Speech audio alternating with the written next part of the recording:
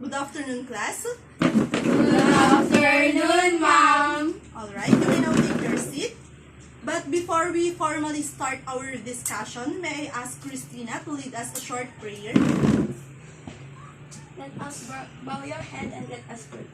O God Almighty, behold, as your loving children, offering you today our works and studies, help us, dear Lord, to be obedient to our teacher, to be kind of classmate, and to be diligent in your studies. May you always grant and courage to follow your way. Amen. Amen. Thank you, Christina, for that very encouraging and meaningful prayer of yours. Now, let's proceed to the attendance checking. Okay, class, can you still remember the number which I have assigned you with last meeting? Yes, ma'am. Alright, so as I call your number, please say present if you are here. Number 1, Present. number 2, Present. number 3, Present, ma'am. number 4. Alright, how about number 5? Absent, ma'am. Okay, so I'll just give her a special activity later on. Okay, now let's proceed to the... Agree or disagree? Alright, very good, class. So today, our activity would be, I will be giving you two emojis which are the thumbs up and the thumbs down. You are going to raise the thumbs up emoji if you agree to the statement which I am going to present later on. Then you are going to raise the thumbs down or the yellow emoji if you disagree. Alright, did you understand, class? Yes, ma'am. Alright, so you are going to group yourselves into two. Okay? Christina and Cristala would be group 1, and Janaline and Chloe would be group 2. Okay, class? So, are you ready? Yes. Okay. So, group 1 will be the first one to read the statement. Okay? Christina and Cristala, please read it. When I was young, my dad and brother never helped with the household chores. All men are useless in the house. Okay, class? As I count from 1 to 3, you are going to raise the emoji that corresponds to your answer if you agree or disagree. 1, 2, 3, go! Which one? Only emoji should be raised by a certain group. What is the answer? Is it agree or disagree? Disagree. Alright, how about you, Chloe and Janaline's group? What's your answer? Disagree. Disagree, alright. Very good. Now, let's proceed to number 2. Janaline's group, would you mind to read it? A black cat crossed my path and then I got into a car accident. The black cat I caused the car accident. Alright, very good. Did you understand the statement, class? Yes, ma'am. Okay, so at the count of 3, you are going to raise your emoji. 1, 2, 3, go! Alright, I can see 2 thumbs down emojis. It means you disagree. Alright, we'll see if that's correct later on. Now, let's proceed to number 3. Christina's group, please read. If you don't do your homework, you fill the class. If you fill the class, you will graduate from school. If you don't graduate, you will get into college. If you don't attend a good college, you won't get a good job. If you don't get a good job, you'll be poor and useless, homeless. You don't want to be poor and homeless, do you? Okay, very good. Thank you for reading. So, class, what is your answer? At the count of 3, 1, 2, 3, go! Is it? Alright, I can see 2 yellow emojis, which means you both disagree with the statement. Now, let's proceed to number 4. Janaline's group, would you mind to read it? Claims that I speak A commercial claims that Pacific brand of Korean cereal is the best way to start the day because at least Michael Jordan says that it is what he eats every day for breakfast. Alright, very good. Thank you for reading, the both of you. So, okay class, at the count of 3, you are going to raise your emojis. 1, 2, 3, go! Alright, so you both disagree. So class, of all the statements that we have just read, why why did you disagree to all of them? Okay, why did you disagree to those statements, class? Because the conclusion and the premise. okay, because they Conclusion and alright, very good. It has something to do with the conclusion and premise. So, okay class, now what was yesterday's topic, class? Yes, Christina? a conclusion is the climb. Okay, class. Can you still remember the topic last meeting? Yes, Christina? Conclusion and premise. Alright, very good. So, Christina, what is all about conclusion and premise? Yes, again? A conclusion is the claim that you believe in a while, and premise is the evidence and support the conclusion. Alright, very good. Thank you, Christina. So, conclusion and premise are part of an argument. Okay, class. So, bear in mind that in order to come up or in order to form a valid argument, we have to make sure that our facts are verified. Alright? Did you understand it, class? Yes, ma'am. Alright. So, speaking of a sound argument, today we are going to tackle about logical fallacy. Alright, class. So, what is logical fallacy? Let us define it. So, who wants to read the definition of logical fallacy? Anyone from the group? Who wants to read it? Yes, Christina? Logical fallacy is the reasoning that we can or invalidates that arguments. These are arguments that might sound convincing but are based on faulty logic and therefore invalid. It may result my announcement error in the reasoning but be used deliberately to mislead others. Alright, thank you, Christina, for reading. So, as it has been stated, class, logical fallacy weakens our argument because it misleads the idea. It leads to misconception. That is why, class, when we are making an argument, we should avoid committing them. Okay? So, class, we are going to explore the 4 types of logical fallacy. Alright, so the first type of logical fallacy, class, is hasty generalization. So, who wants to read the definition of hasty generalization? Alright, anyone from the group? May I ask Jenaline to read the definition of hasty generalization? Making assumption about a whole group or range of cases based on a sample that is inadequate or not enough. Do not make a claim and say it is true and only based on just a single evidence or two. Alright, very good. Thank you for reading, Jenaline. So, as it has been stated, class, hasty generalization occurs when we generalize or stereotype an idea or an argument.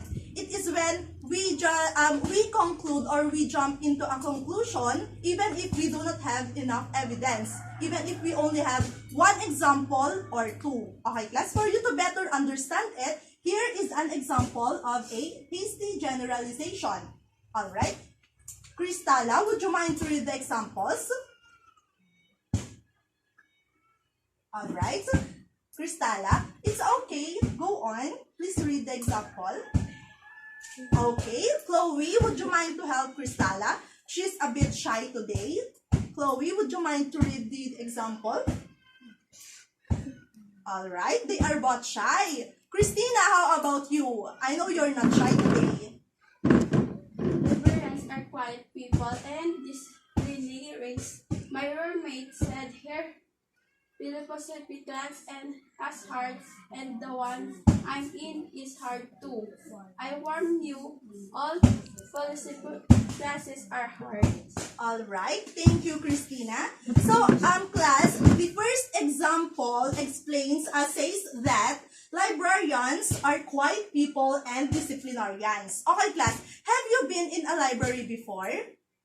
Yes. Alright, so what have you observed about the librarian? Is he or she quiet or she is loud?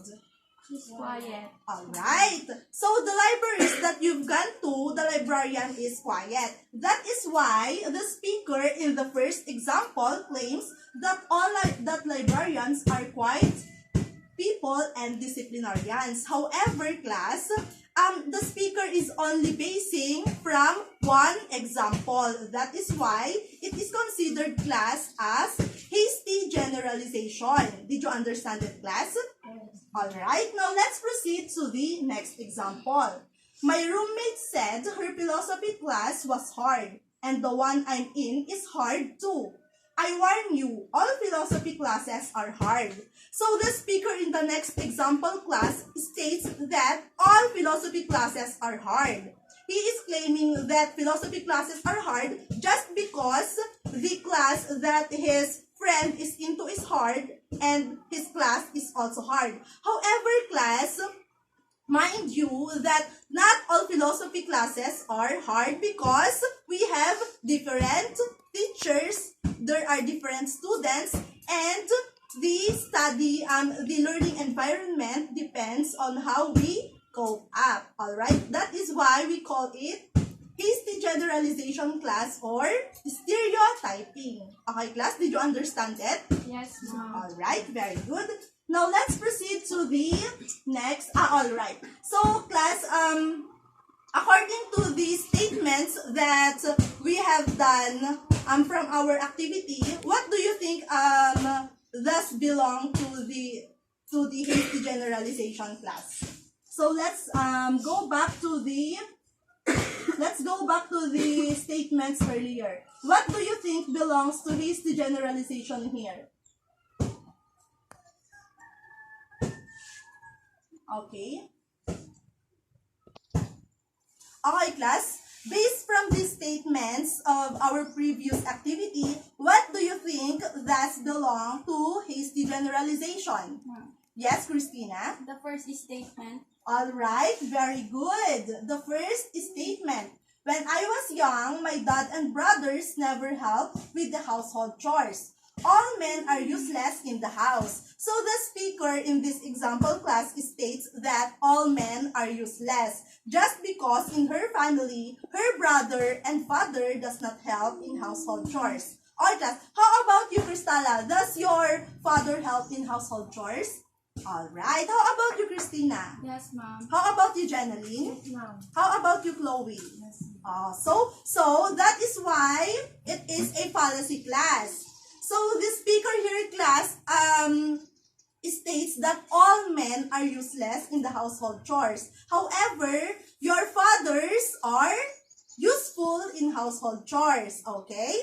Okay, class. Now let's proceed to the next example. Okay, class. Now let's proceed to the next type of logical fallacy. Who wants to read it, class? Yes, Krista? Was hawk is ego. Proctor. Stressing that two events and concepts are related in the sense that one cause another when they're actually not.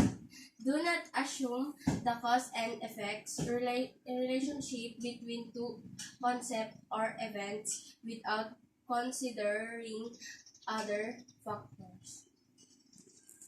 Alright, thank you for reading, Krista. So as it has been stated, class, post hoc fallacy is the fallacy which relates to cause and effect relationship. It is a false notion, class, that just because event A happened earlier, it is the cause of event B. Okay, class. For you to better understand it, here is an example. So who wants to read the first example? Janeline, would you mind to read it? It was cloudy this morning, so Sarah did a sun dance and it did not rain.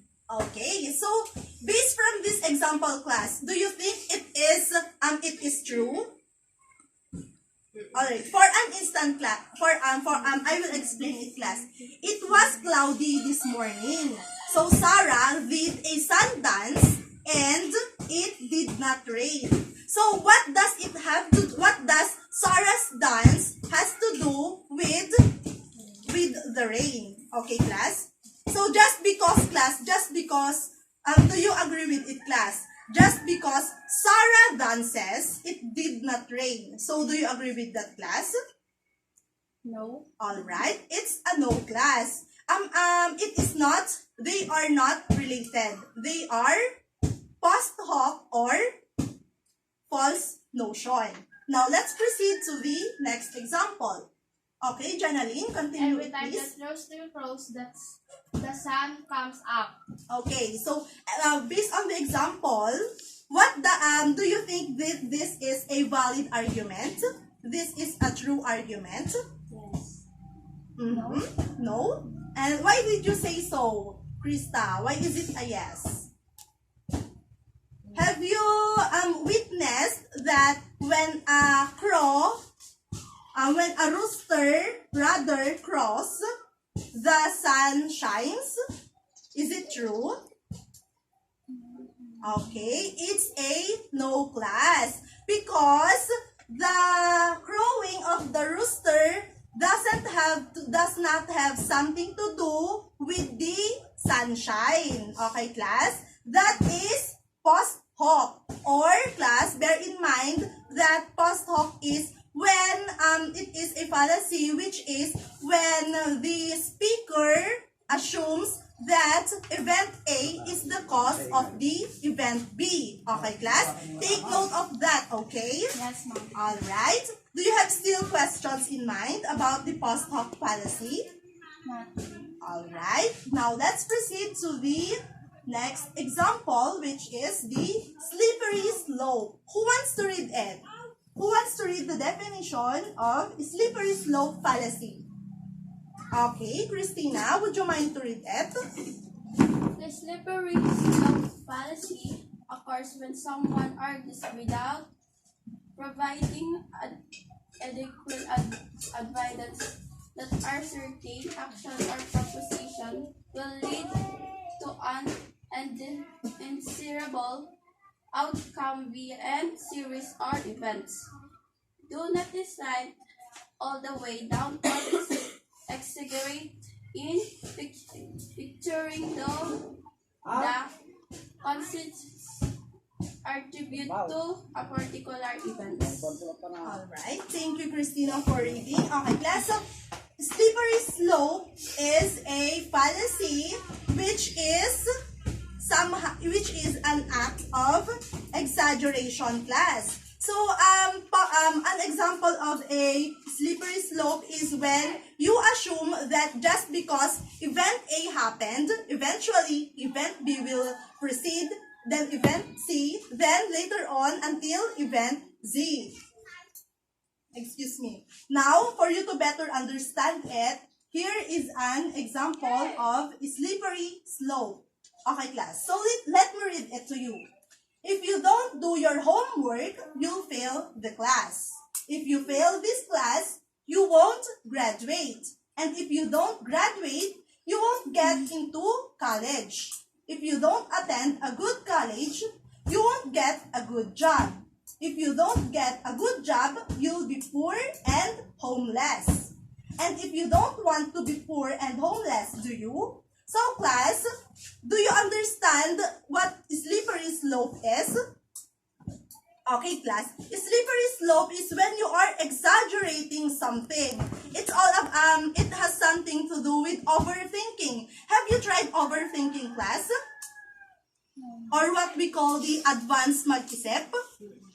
Okay, so another example of slippery slope, class, is, for example, si Krista. Someone got her number. However, Krista doesn't want to give her number because she thinks that if someone gets her number, they will eventually chat.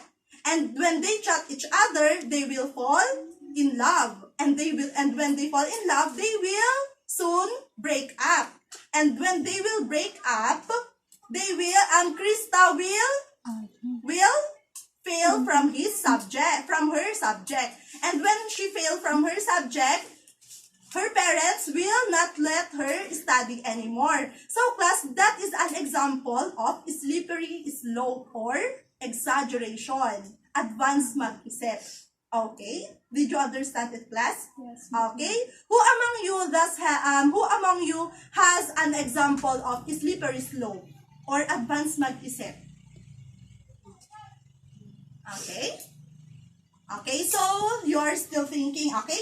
When you are thinking for an example, class, okay, here is another example of slippery slope. Who wants to read it? I want Chloe to read the example. Okay, Chloe, would you mind to read it?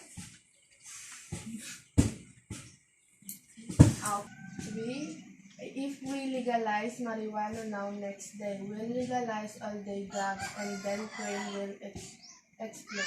Okay, class. So, based from the example, slippery slope is an example of exaggeration.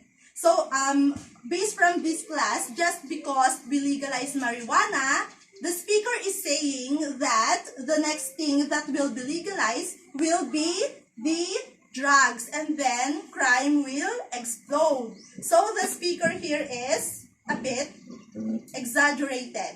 Okay, do you agree with me, class? Yes, ma'am. Alright, so do you understand this slippery slope?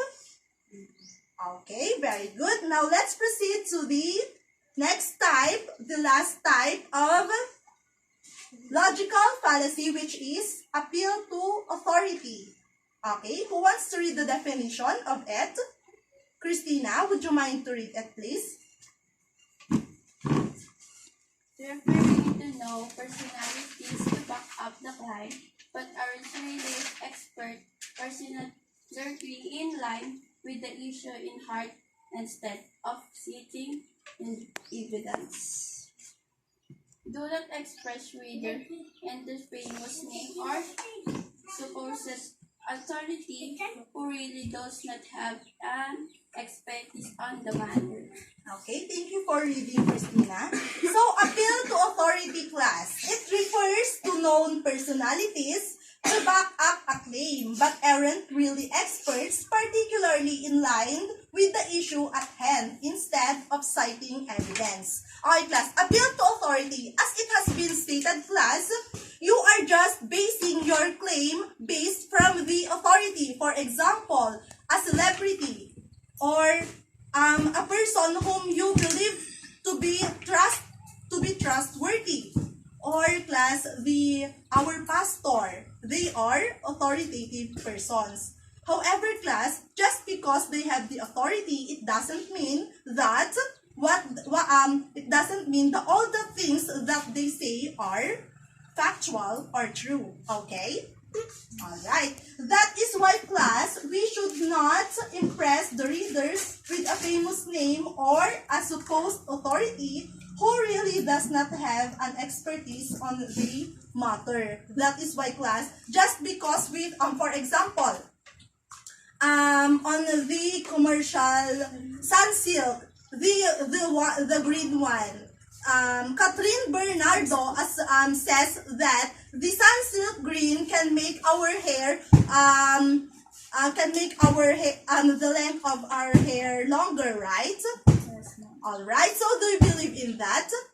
Yes, ma'am. Okay. So that is an example of appeal to authority. Just because Catherine Bernardo is a famous celebrity, we instantly believe that sunsilk green can make our hair longer, right? Okay, so here is another example of appeal to authority. Okay, who wants to read it? Okay, Krista, would you mind to read the example?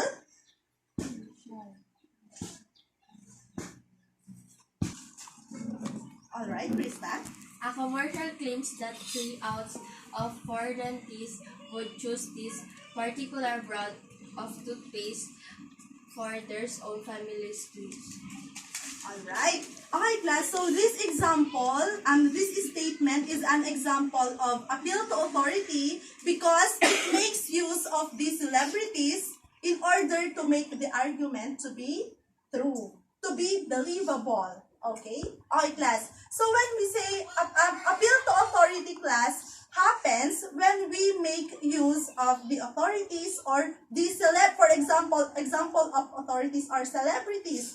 we use them in order to make our claims or our arguments to be believable. However, class, that is considered a logical fallacy. That is why we have to prevent it or avoid committing them. Okay? Did you understand, class? Yes, ma'am. Alright, so I hope you have really understood the 4 types of fallacies. So, do you still have questions in mind, class? No. Alright, if that's the case, then let's proceed to our next activity, which is let's match. Okay. So here is the direction. Okay, class, all of you, please read the direction. 1, 2, 3, go. Read the statement, write it on the flashcard, then paste in under the designated type of fallacy. So, have you understood the direction? Yes. Okay, so I will be going to paste the 4 types of fallacy, and you are going to paste your statements. Okay, so give me a minute, class, to paste the 4 types of fallacies.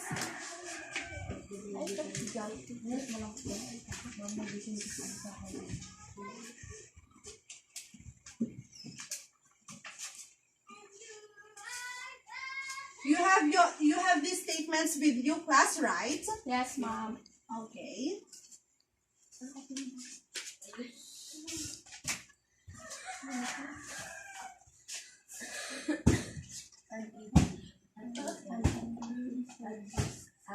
Alright, class. So we have here the post hoc, slippery slope, hasty generalization, and appeal to authority. So, Crystal, would you mind to read the first statement which I gave you? Only the first one. Okay, please come in front and read it. Then you are going to paste it where it belongs. Tiger Woods, a famous golfer, says in an advertisement, this deluxe titanium golf club, titanium golf club will improve your game. Okay, very good. So where does it belong? We'll see. Okay, appeal to authority. Okay. So how about you, Christina? The first statement which I gave you, please read it in front. Excuse me. If I eat this donut today, I prefer eat another donut tomorrow. If I eat one donut tomorrow, I may eat several donuts the next day. If I eat several donuts, it would be long before me eating cookies and chocolate cakes every day. My diet will quickly go out the window and I get more obese. Okay. Thank you for reading. So where does it belong?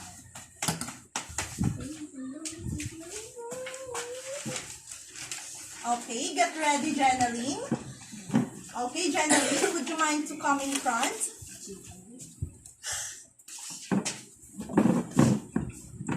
It's a lie that many Americans go hungry every day. I see people throwing away uneaten food. Okay, they are throwing uneaten food. So where does it belong?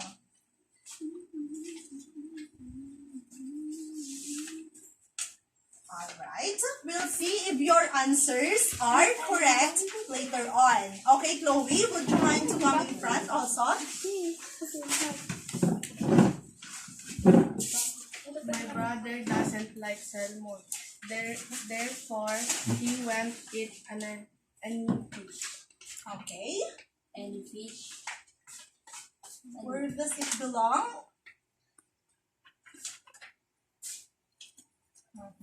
Okay. Krista, the next statement. Please read it in front. Seeing that it is dark outside makes me feel tired. Darkness causes tiredness. Okay.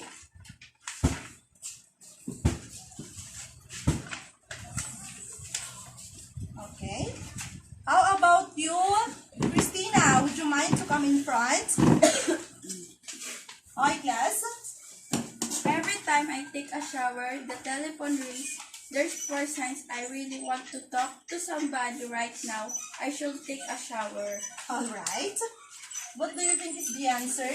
Where does it belong?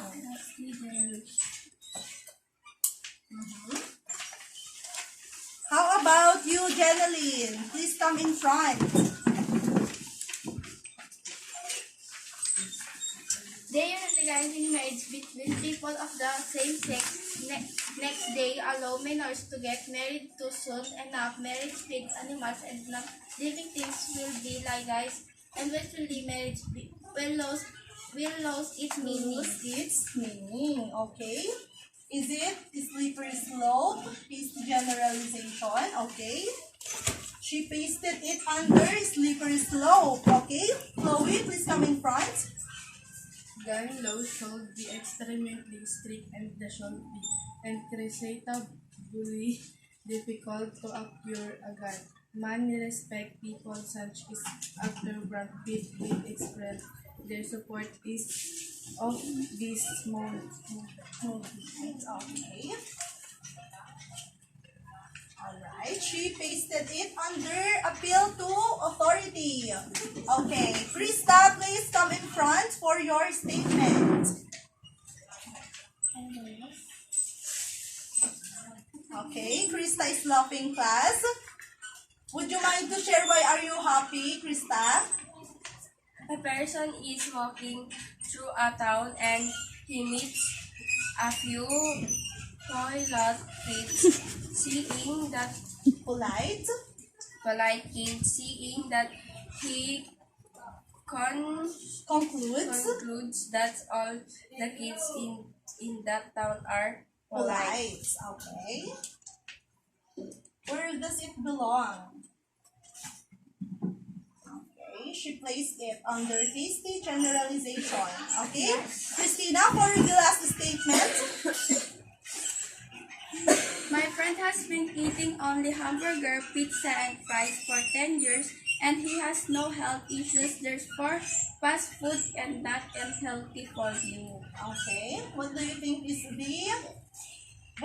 is policy is that? Okay. Okay, class, are you sure with your answers? Yes, ma'am. Okay, let's see if you got the correct answer for the first talk. Seeing that it is dark outside makes me feel tired. Darkness causes tiredness. Okay, very good. This is correct. How about another statement? My friend has been eating only hamburgers, pizza, and fries for 10 years and he has no health issues. Therefore, fast food is not unhealthy for you. Okay, class, are you sure that this is a post hoc fallacy? Yes. Okay. Class, this is a hasty generalization because the speaker claims that fast food is not unhealthy just because his friend only one evidence only his friend is eating it for 10 years. Therefore, class, it is a hasty generalization. Okay, now let's proceed to the slippery slope. If I eat this donut today, I'll probably eat another donut tomorrow. If I eat one donut tomorrow, I might eat several donuts the next day. If I eat several donuts, it won't be long before I'm eating cookies and chocolate cake every day. My diet will quickly go out the window and I'll get morbidly obese. Okay, class, so this is an example of exaggeration. Therefore, it is slippery slope. Very good. For the next statement, it also belongs to slippery slope. Let's proceed to hasty generalization. It's a lie that many Americans go hungry every day because I see people throwing away uneaten food. Alright? This is a hasty generalization because the speaker immediately jumps into conclusion. Alright? My brother doesn't like salmon, therefore he won't eat any fish. Alright? This is also hasty generalization. Alright. Now let's proceed to the third statement. Every time I take a shower, the telephone rings. Therefore, since I really want to talk to somebody right now, I should take a shower. Alright, class, do you think this belongs to hasty generalization? No. Alright, very good. So, Christina, where does it belong? Also, Alright, very good. This must belong to post hoc. Alright. Now let's proceed to the appeal to authority. Tiger Woods. Do you know Tiger Woods, class? He is a famous golfer. He asserts that the deluxe titanium golf club will improve your game. So he uses his authority to make his claim believable. Therefore, it is appeal to authority. Very good. Now, let's proceed to the last statements, which is gun laws should be extremely strict, and it should be incredibly difficult to acquire a gun. Many respected people, such as actor Brad Pitt, have expressed their support of this movement. Okay, class, do you know Brad Pitt? Okay, he is a famous celebrity. So he uses the speaker uses the authority or Brad Pitt as a celebrity to make the claim more believable. Therefore, this is appeal to authority. Alright, class, very good. It seems like you really understood our lesson for today. Would you mind to give yourselves a round of applause for that? Okay, very good. Alright, class, now let's do a recap. Alright, class. Who among you can summarize the topic we have discussed earlier? Okay, Christina, what is the topic we discussed earlier? conclusion and Okay, that was yesterday's topic. But our topic is about. also Okay, would you mind to stand up, Christina? slippery slope, Anti-generalization, appeal to authority. Alright, very good. These are the 4 types of logical fallacy. So class, why is it important to avoid these types of fallacy when we are making an argument? Okay? It is 4 types of fallacies in order. Why is it important, class, when you are making an argument? Yes, Christina? It is important in order to come up with a sound Argument. Alright, class, please let us give Christina a round of applause for that. Okay? Very good, Christina. In order to come up with a sound argument or reasonable argument, we have to avoid these fallacies. Okay? Okay. Is it clear, class? Yes, ma'am. Alright, very good. Now, let's test your understanding. Okay, class, please read the direction. As 1. 1, 2, 3, go. Read the following statement. Choose the letter of the correct answer. Okay, class. So you are going to have a short quiz. Please bring out a clean sheet of paper. Sige, okay na? Class, did you understand the direction? Yes, ma'am. Okay, so here's the first statement. Please take time to read it, class. It is a type of fallacy where eventually happens after events. Therefore, Okay, class, just read it with your eyes. Okay, just read it with your eyes and analyze it carefully. Okay, are you done, class? Alright, let's proceed to number 2. Okay, I'll just read it. It occurs when you generalize and base from only one or two examples, not evidence. A. Post hoc. B. Slippery slope. C. Hasty generalization. And letter D. Appeal to authority. Alright, let's proceed to number 3. This type of fallacy occurs when premise A leads to B, which leads to C, to D, and so on. Okay?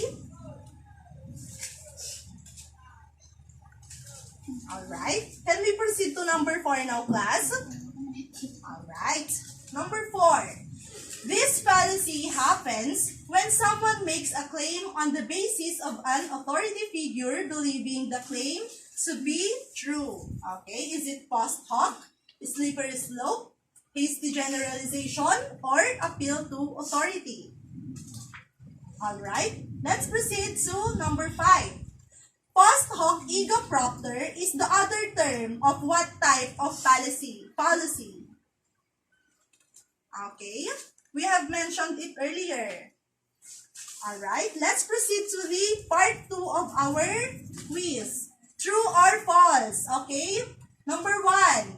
Logical fallacy is a reasoning that weakens or invalidates the argument. True or false?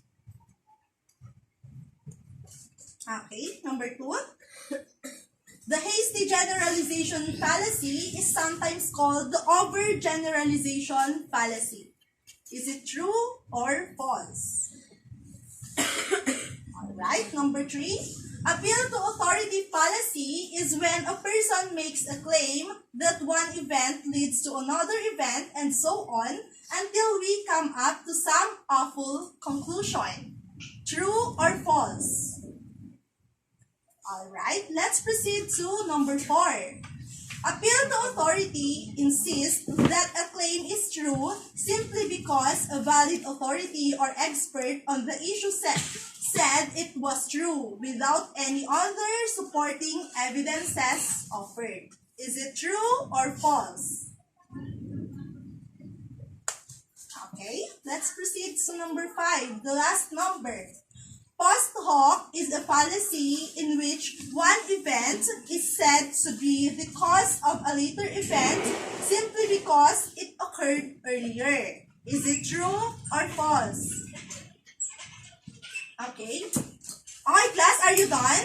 Yes, ma'am. Alright, so class, don't forget to write your names on the top of your paper and so that I can record it later on. I'm going to check it and record